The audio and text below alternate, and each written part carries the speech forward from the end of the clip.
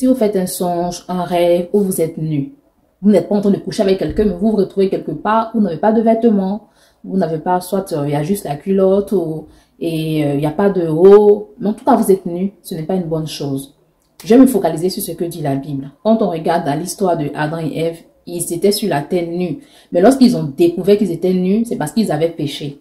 Et Dieu les a punis. On connaît tous l'histoire. Ils ont été précipités. Ils ont été chassés du jardin d'Éden. Et lorsqu'on regarde l'histoire de Noé et ses enfants, la Bible dit que il y a l'un des fils de Noé qui a vu la nudité de Noé. Et après ça, il a été maudit.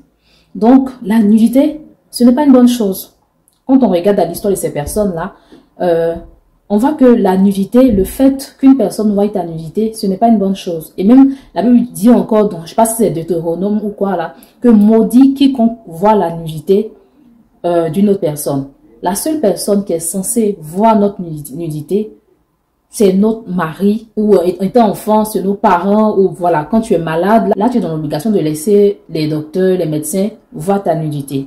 Donc, si vous faites un songe où vous vous voyez nu, c'est la malédiction, c'est la honte, c'est la confusion, c'est les accusations. Vous voyez, quand Adam et Ève se sont rendus compte qu'ils étaient nus, quel a été le sort de ces personnes-là? Il y a eu l'accusation. Ève qui accusait Adam. Aussi, il y a eu le malheur parce qu'ils ont, on va dire, ils sont sortis de leur destinée. Et aussi, quand on regarde l'histoire de Noé, bah, je vous encourage à vraiment lire l'histoire de Noé et ses enfants.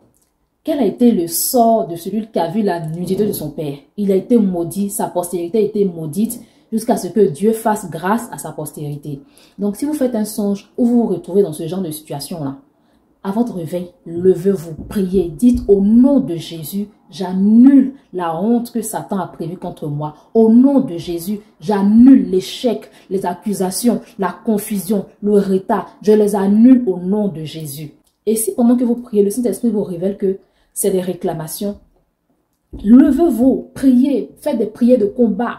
Si possible même, prenez un jour de jeûne. Dès que vous réveillez la journée, décrétez un jour de jeûne.